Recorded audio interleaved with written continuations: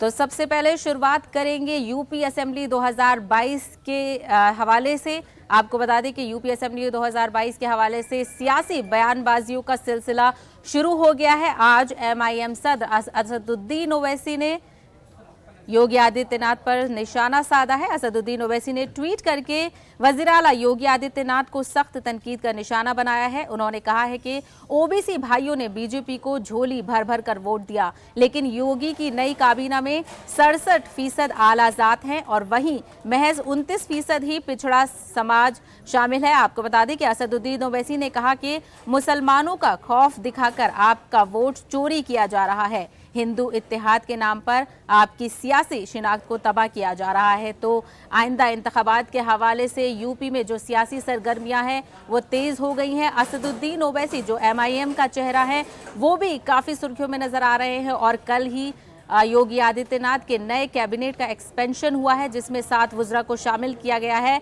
हालांकि जो 7 वुज़रा शामिल किए गए हैं उनमें ओबीसी के 3 लीडरों को जगह दी गई है। इसके बावजूद भी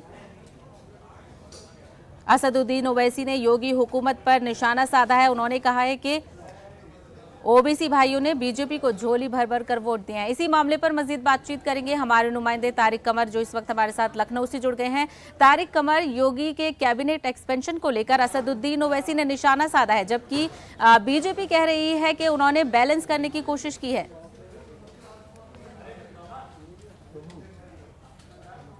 जी, को भी कम से कम उत्तर प्रदेश की सियासत के पेश नजर नजरअंदाज नहीं किया जा सकता है। देखिए, उत्तर प्रदेश का जो माहौल बदल रहा है, तब्दील किया जा रहा है सियासी एतबार से, उसने बहुत कुछ सोचने पर लोगों को मजबूर कर दिया है। एक अहम बात यह है कि जिस अंदाज से अगर आप आदाद-ओ-शुमार के ताल्लुक से देखिए तो एक बड़ा तबका ऐसा है जो मुसलसल वोट देता रहा है एक मखसूस सियासी जमात को, लेकिन उसका कहीं शुमार नहीं किया गया। देखिए, जो ओवैसी कहते हैं तो इसका अगर सियासी तजज़िया किया जाए तो इसको रद्द नहीं किया जा सकता है इस इजहार को ओवैसी के, क्योंकि जो यादव हैं वो जाहिर है कि एक मखसूस वक्त पर वो भी एक खास पार्टी के साथ चले जाते हैं। जो दलित तबका है वो भी एक खास पार्टी के साथ चला जाता है और फिर आखिरकार ये होता है कि साहब किसने वोट दिया किसने नहीं। तो देखिए, ये जो एक पूरा सियासी पस मंजर है, जिसके पस मंजर में ओवैसी का बयान बहुत अहमियत रखता है और ये पूरे इक्वेशन आने वाले असेंबली इलेक्शन के लिए तैयार की जा रही है। जितने इक़दाम किए जा रहे हैं, चाहे वो समाजवादी पार्टी हो, बीएसपी हो, बीजेपी हो या कांग्रेस हो, ये 4 अहम जमातें हैं जो उत्तर प्रदेश में जाहिर है कि दावेदार रहती हैं इक़्तिदार की, लेकिन जो पेशरफ्त की जा रही है वो तमाम जात-पात के एतबार से की जा रही है। जो एक्सपेंशन किए जा रहे हैं, जो कुर्सियां दी जा रही हैं खाली पड़ी उसामियों पर, वो उसी पेश नज़र दी जा रही है। तो कहीं ना कहीं हम ये देखते हैं कि जो बयानात हैं उनकी खास अहमियत भी है और उनका खास पस मंजर भी है। तो देखना यही है कि कहीं ना कहीं जो सियासत का मैदान है वो बिछाने की कोशिश की जा रही है, लेकिन जिस तरीके का इल्जाम असदुद्दीन ओवैसी ने लगाया है वो भी कहीं ना कहीं इस इल्जाम में शामिल है, क्योंकि जो दूसरी पार्टियां हैं वो भी ओवैसी को बीजेपी के वोट काटने का बताती हैं। देखिए, जहाँ तक ओवैसी का ताल्लुक है तो उनके चाहे वो बिहार हो या बंगाल हो, वहाँ पर एक नाकाबिल फरामोश शिकस्त के सामने के बाद उत्तर प्रदेश का मंजरनामा उनके हक में कदरे बेहतर नजर आता है, क्योंकि जो गुज़िश्ता इलेक्शन में ओवैसी कोई सीट नहीं जीत सके थे, लेकिन उन्होंने कई सीटों का मंजरनामा तब्दील जरूर किया था। यानी कि कहा जा सकता है कि वो जीतने की पोजीशन में भले ही ना हो, लेकिन एक मखसूस सियासी जमात को हराने का पूरा इंतजाम कर सकते हैं।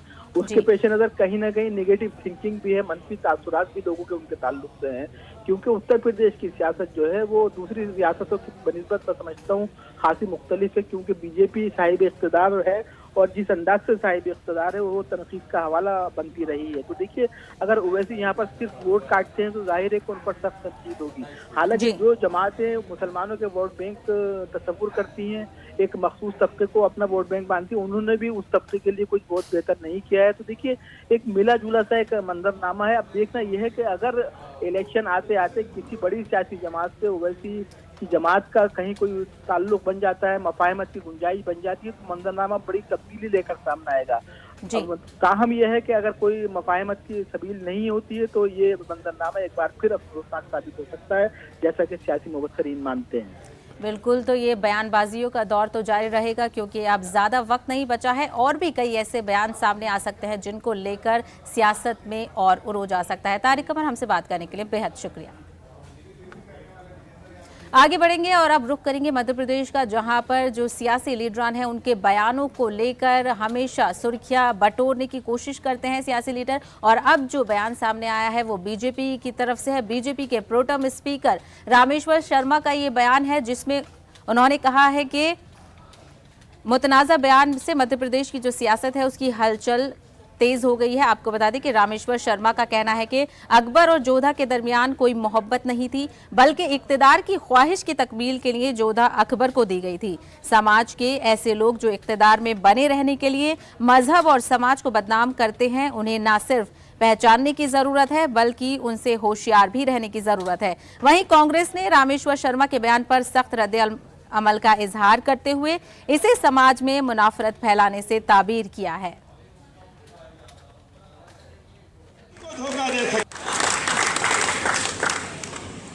जोधाबाई से रिश्ता किसने किया? कोई आई लव यू नहीं था। जोधाबाई और अकबर में क्या था? सही सवाल था, लव था, मोहब्बत थी। कॉलेज में साथ पढ़े थे, कहीं मिले थे, कॉफी हाउस में, जिम में। जब लोग सत्ता के लोभी हो जाएं और सत्ता को चाहने के लिए बेटी को दांव पर लगा दे, ऐसे लुटेरों से भी सावधान रहो जो तुम्हारे हैं पर धर्म को धोखा दे सकते हैं।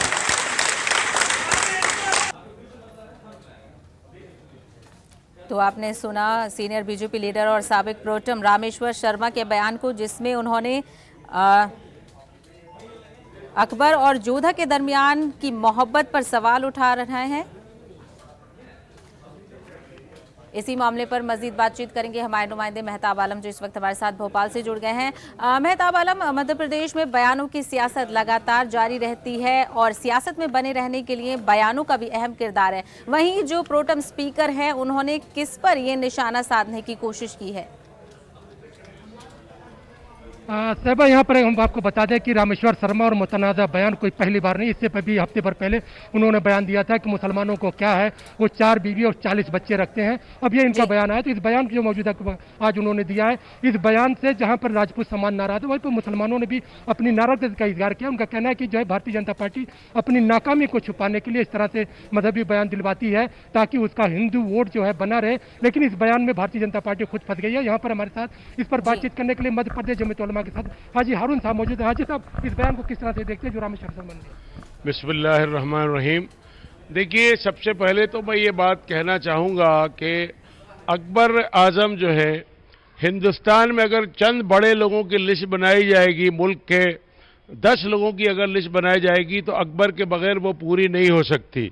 हिंदुस्तान का नाम के जो महान नेता गुजरे हैं, महान लोग गुजरे हैं भारत के, अगर उसमें एक तरफ महात्मा गौतम बुद्ध हो या सम्राट अशोक हो और उसी कड़ी में महावीर स्वामी हो, तो अकबर को भी आप पाएंगे। अकबर एक हिंदुस्तान के अजीमुश्शान शहंशाह हुए हैं जिनकी मिसाल जो है दुनिया में दी जाती है। तो अकबर के नाम को इस तरह से जोड़ना ये बिल्कुल गलत बात है। वो उनका प्यार और मोहब्बत का मामला था। वो उनकी मोहब्बत ये इसके लिए थी कि वो मुल्क में अमन, इत्तेहाद और भाईचारा चाहते थे, सद्भावना चाहते थे। आज उस जमाने की बातों को उठाकर सद्भावना बिगाड़ने की कोशिश की जा रही है। और दूसरी बात मैं ये कहूँगा, इस वक्त तो हिंदुस्तान के वजीर आजम हमारे मोदी साहब ये कह रहे हैं सबका साथ, सबका विकास, सबका प्रयास, सबका विश्वास। दूसरी तरफ मोहन भागवत साहब जो भाषण देते हैं, इस वक्त तो मुसलमानों को एक बताते हैं, हिंदू मुसलमान सब एक हैं, सबका डीएनए एक है। तो ये मैं तो ये समझता हूँ ये हमें नुकसान पहुंचाने से ज्यादा इस तरह के लोग भारतीय जनता पार्टी और आरएसएस और मोहन भागवत साहब को नुकसान पहुंचा रहे हैं। तो मैं तो मोहन भागवत साहब से मांग करूंगा कि ऐसे लोगों के खिलाफ वो कार्रवाई करें, भारतीय जनता पार्टी कार्रवाई करे, ताकि वो मुल्क को और भारतीय जनता पार्टी को बदनाम करने की जो साजिशें हो रही हैं, तो ऐसा लगता है कि अंदरूनी तौर पर जिनको भारतीय जनता पार्टी घास नहीं डाल रही है, जिनको नहीं पूछ रही है, ऐसे लोग जो है अनाप शनाप बयान देते हैं और उसमें उनको क्या मिलेगा और क्या नहीं मिलेगा तो बात अलग है, लेकिन मुसलमानों और हिंदुओं में वैमनस्य बढ़ता है, नफरत बढ़ती है, तो मैं ऐसे नफरत भरे कामों की मजम्मत करता हूं और भारत सरकार से मांग करता हूं, मध्य प्रदेश सरकार से मांग करता हूं, ऐसे जो तफरीक पैदा करते हैं इन लोगों के खिलाफ कार्रवाई की जाए। यहाँ पर कार्रवाई करने की बात हो रही है, यहाँ पर मैं साहब आपको बता दूं कि यहाँ पर जो है इलेक्शन कमीशन के जरिए मध्य प्रदेश में 4 सीटों के इंतखाब का भी ऐलान हो चुका है और उन 4 सीटों की बात करें 3 असेंबली सीट और 1 पार्लियामानी सीट है। और ऐसे में जो है जो भारतीय जनता पार्टी की जो पॉलिसी है हार्ड हिंदुत्व की, उस लाइन पर चलने की कोशिश है ताकि वोट बैंक बना रहे। वही मेहताब आलम, अगर कांग्रेस की बात करें तो कांग्रेस ने इसे काफी इस पर ऐतराज जताया है और कहा है कि इससे लोगों के सेंटिमेंट्स को ठेस पहुंच सकती है। साहब जो है मैंने थोड़ी देर पहले आपको बताया कि इस पर कांग्रेस के तर्जुमान जो सैयद जफर है उन्होंने ट्वीट किया है कि भारतीय जनता पार्टी अपनी नाकामी को छुपाने के लिए और 1.5 साल में कोरोना के कहर में मध्य प्रदेश में जो नाकामी हुई, चाहे महंगाई को लेकर हो, चाहे बेरोजगारी को लेकर हो, चाहे अमन कानून को लेकर हो या हुजूमी तशद्दुद का जो मामला, उन सब से अपनी नाकामी की दाग को छुपाने के लिए वो मजहब का सहारा ले रही है ताकि लोग उस चीज़ को भूल जाए और मजहबी सियासत की जज्बात में उलझकर जो है अपनी दूसरी तरीके से जो है ट्रैक पर चले। तो भारतीय जनता पार्टी उससे उलझाने की कोशिश कर रही है। सहबा चलिए, तो इस बयान को लेकर अब देखना ये होगा कि और क्या कुछ बयान इसको लेकर सामने आते हैं। मेहताब आलम हमसे बात करने के लिए बेहद शुक्रिया।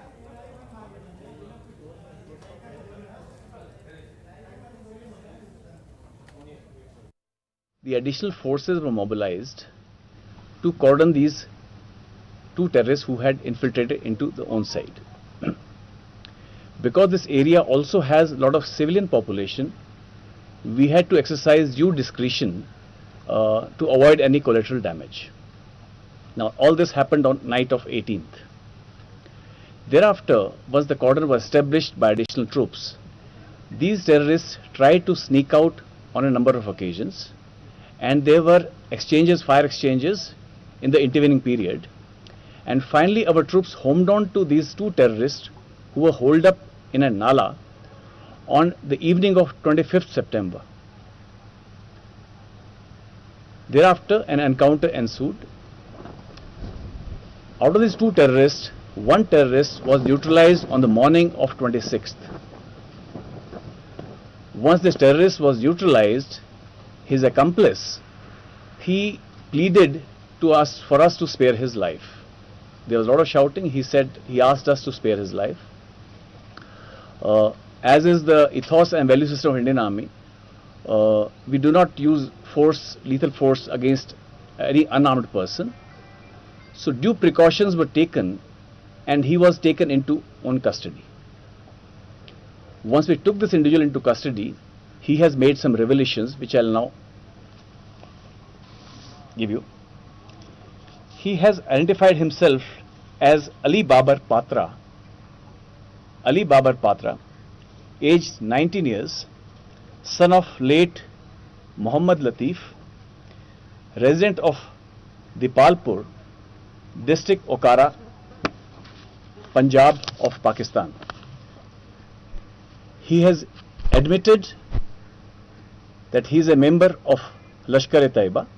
He was trained by that outfit, and giving details of his training, he has revealed that he underwent a 3 weeks course in 2019 at Khyber camp, Gadi Habibullah, Muzaffarabad.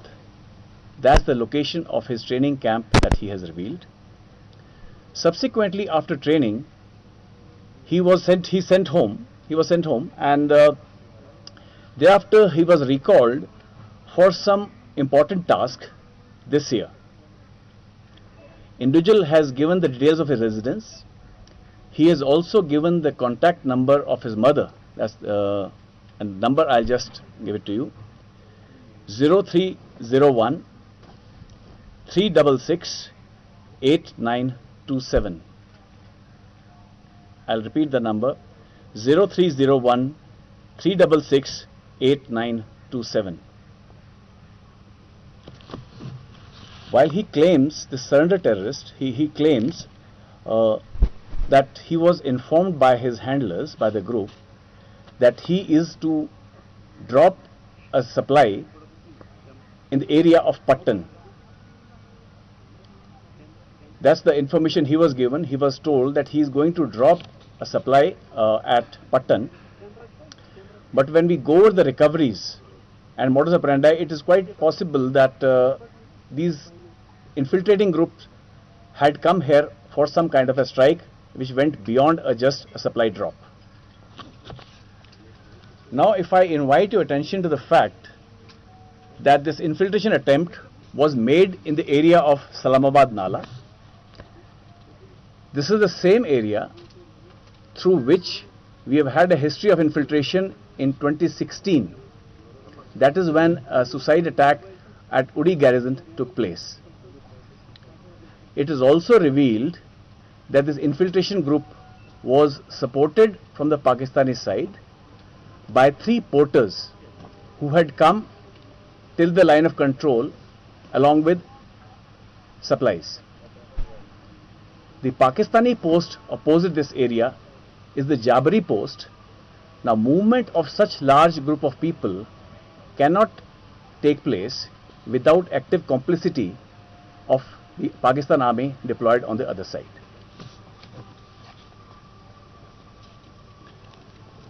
What we have also seen that there has been a lot of movement in the launch pad across line of control. You would recall that their infiltration attempt has also been made on 18th when 3 terrorists were neutralized in the neighboring area. Now it shows the desperation of Pakistan when he sees that the peace and stability in Kashmir is something that is not to Pakistan's liking. So there is desperation to send in terrorists to create disturbance and some kind of a sensational strike. In last 7 days, 7 terrorists have been neutralized and 1 terrorist has been apprehended, and 5 of these neutralizations have taken place along the line of control. The major recoveries that have taken place is 7 AK series rifle. I am talking about the recoveries only in this operation and the one that took place in surrounding. तो ये आप सुन रहे थे press conference में उड़ी operation के हवाले से तफसीलात फराहम की गई। फिलहाल रुख करेंगे एक बड़ी खबर का। तो आपको बता दें कैप्टन अमरिंदर सिंह के हवाले से ये बड़ी खबर आ रही है। आपको बता दें कि कैप्टन अमरिंदर सिंह दिल्ली का दौरा कर सकते हैं। जराए के हवाले से ये खबर आ रही है। वजीर आला के ओहदे से इस्तीफा देने के बाद कैप्टन का ये पहला दौरा होगा दिल्ली का। मुजव्वज़ा दौरे से सियासी हलकों में हलचल पैदा हो गई है। तो वज़ीर आला के ओहदे से इस्तीफा देने के बाद कैप्टन अमरिंदर सिंह दिल्ली का दौरा कर सकते हैं। ज़राए के हवाले से ये खबर आ रही है। पंजाब की जो सियासत चल रही थी जब कैप्टन अमरिंदर सिंह ने इस्तीफा दिया, कई सियासी जो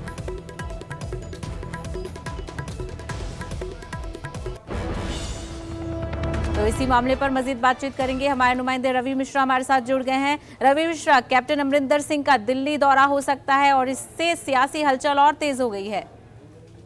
बिल्कुल, देखिए साहिबा, बता देना चाहूंगा आपको कि पंजाब की जिस तरीके के राजनीतिक हालात हैं, लगातार हर खबर पर सरगर्मियां बढ़ती जा रही हैं। आपको बता दूं कि कैप्टन अमरिंदर सिंह जो कि पंजाब के पूर्व मुख्यमंत्री थे, इस्तीफा देने के बाद वो पहले दिल्ली दौरे पे होंगे और खबरें ये भी हैं कि वो गृह मंत्री अमित शाह से मुलाकात कर सकते हैं।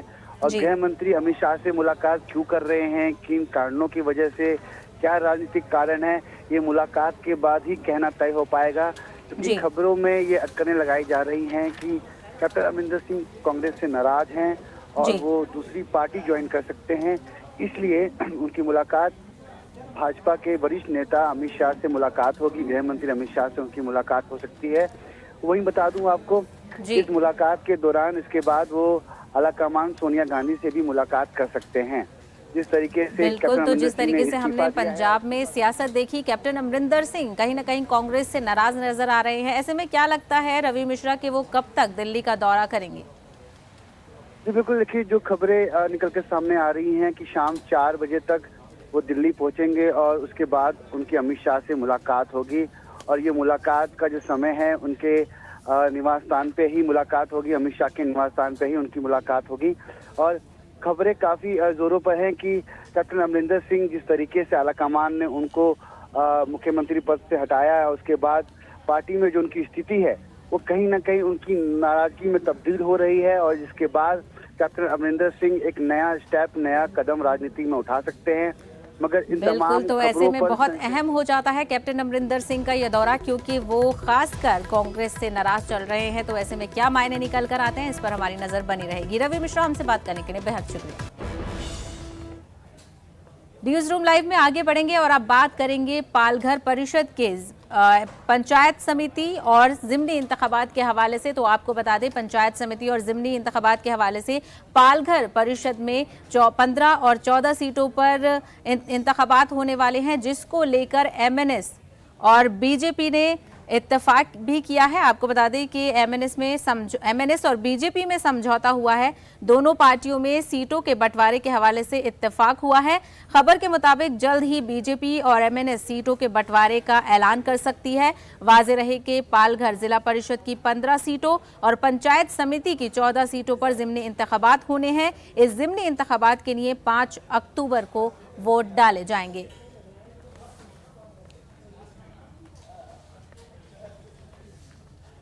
तो पालघर जिमनी परिषद और पंचायत समिति के जिमनी इंतखाबात के लिए बीजेपी और एमएनएस में समझौता हुआ है। इसी मामले को लेकर हम जो सियासी पार्टी के लीडर हैं उनसे भी बात करने की कोशिश करेंगे। आपको बता दें कि दोनों पार्टियों में सीटों के बंटवारे के हवाले से इत्तेफाक हो चुका है।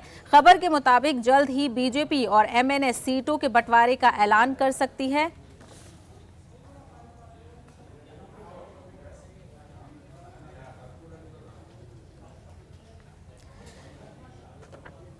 तो पालघर जिला परिषद, पंचायत समिति और जिमनी इंतखाबात को लेकर हमारे साथ वागीश सारस्वत एमएनएस के तर्जुमान जुड़ गए हैं, जिनसे हम इस मामले पर बातचीत करेंगे। वागीश जी, ये बताइएगा कि आप दोनों पार्टी का साथ आने का मकसद क्या हो सकता है? क्या ये छोटी शुरुआत के साथ बड़ी तैयारी है?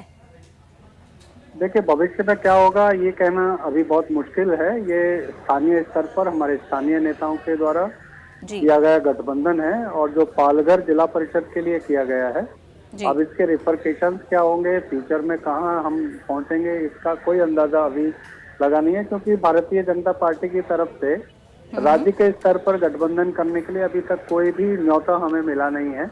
अगर इस तरह का कोई न्योता मिलेगा तो हमारे पार्टी के हाईकमान माननीय राज साहब ठाकरे इस बाबत निर्णय करेंगे और सबको अनाउंस करेंगे, वो स्वयं करेंगे अगर ऐसा कुछ भी होगा तो। ये जो पालघर का गठबंधन है ये निश्चित तौर पे अच्छी शुरुआत है, और ये कह सकते हैं कि भविष्य के लिए हम अच्छा सोच सकते हैं। और पालघर का जो गठबंधन हुआ है इसकी पूरी जिम्मेदारी हमारे पालघर के जिलाध्यक्ष और वहाँ के जो भारतीय जनता पार्टी के कपिल पाटिल जो मंत्री हैं, केंद्रीय मंत्री हैं, उन दोनों ने मिलकर के तय किया है, और माननीय राज साहब ठाकरे की सहमति लेकर के ये गठबंधन हुआ है। शुरुआत बहुत अच्छी है, भविष्य में कहाँ तक पहुँचेगी ये अभी कहना मुमकिन नहीं है। वहीं अगर देखा जाए तो पॉलिटिक्स में इस वक्त शिवसेना और बीजेपी आमने सामने है, तो कहा जाता है कि दुश्मन का दुश्मन दोस्त होता है। क्या इसीलिए आपने बीजेपी से हाथ मिलाया है? मैं ये नहीं मानता हूँ। मुझे ऐसा लगता है कि जब हम स्थानीय स्तर पर गठबंधन करते हैं तो कई बार ना चाहते हुए भी अनचाहे गठबंधन हो जाते हैं और उसके प्रतिफल अच्छे मिलते हैं। क्योंकि स्थानीय स्तर का जो गठबंधन होता है ये बिल्कुल जरूरी नहीं है कि उसका रिपरकेशन महाराष्ट्र लेवल पे या राष्ट्रीय लेवल पर पहुंचे। तो ये शुरुआत जरूर अच्छी है, लेकिन इसका भविष्य क्या होगा और इसके क्या परिणाम निकलेंगे इसका अंदाजा लगाना बहुत मुश्किल है। क्योंकि ये बहुत ही छोटे स्तर पर, एक जिले के स्तर पर जिला परिषद के चुनावों का गठबंधन है। अब ये अभी कुछ भी कहना संभव नहीं है कि भविष्य में क्या होगा। यानी अभी ऑफिशियल बयान को लेकर कुछ क्लियर नहीं हुआ है। वहीं अगर सीटों के बंटवारे की बात की जाए तो कब तक ऐलान किया जा सकता है? मैं कह रहा हूँ ये मेरा ऑफिशियल बयान ही है। पार्टी की तरफ से, पार्टी के प्रवक्ता के नाते, पार्टी का जनरल सेक्रेटरी होने के नाते मैं ये बयान दे रहा हूँ। क्योंकि हमारी पार्टी में अगर स्टेट लेवल पे कोई गठबंधन होगा या उसकी कोई भी सुगबुगाहट होगी या कोई भी प्रपोजल आएगा भारतीय जनता पार्टी की तरफ से, वागीश सारस्वत जी, मैं आपको यहाँ रोकना चाहूंगी क्योंकि हमारे साथ आनंद दुबे जो तर्जुमान शिवसेना के हैं वो भी जुड़ गए हैं। आनंद दुबे जी, दोनों पार्टी के एक साथ आने से शिवसेना पर इसका क्या फर्क पड़ेगा? क्या बीजेपी के रास्ते शिवसेना के लिए इसके बाद बंद हो सकते हैं? देखिए, मैं भी फिलहाल वाराणसी में हूँ, पूजा कर रहा हूँ। मैं जी। आपको इतना ही बताना चाहता हूं कि शिवसेना को ऐसे किसी भी गठबंधन से कोई डर नहीं है। शिवसेना एक स्वतंत्र अपनी पार्टी है। बाकी पार्टियां क्या कर रही हैं वो हम नहीं जानते, हमें जानना भी नहीं है। हम अपनी पार्टी का काम कर रहे हैं। चुनाव लोकतांत्रिक प्रक्रिया में होता है, हर दल को लड़ने का अधिकार है। उसी प्रकार अगर भारतीय जनता पार्टी और महान मन से अगर मिलकर चुनाव लड़ती है तो वो उनकी पार्टी का फैसला है, उनकी पार्लियामेंट्री बोर्ड तय करती है, उससे हमें कुछ कहना नहीं है। हम अपनी पार्टी शिवसेना की जो हमारी पार्टी है उसके बारे में यदि आपको कुछ पूछना हो तो आप हमसे पूछिए। चलिए, तो वागीश जी और आनंद दुबे जी, आप दोनों का बहुत बहुत शुक्रिया हमसे बातचीत करने के लिए। तो फिलहाल न्यूज रूम में इतना ही, हमें दीजिए इजाजत। आदाब।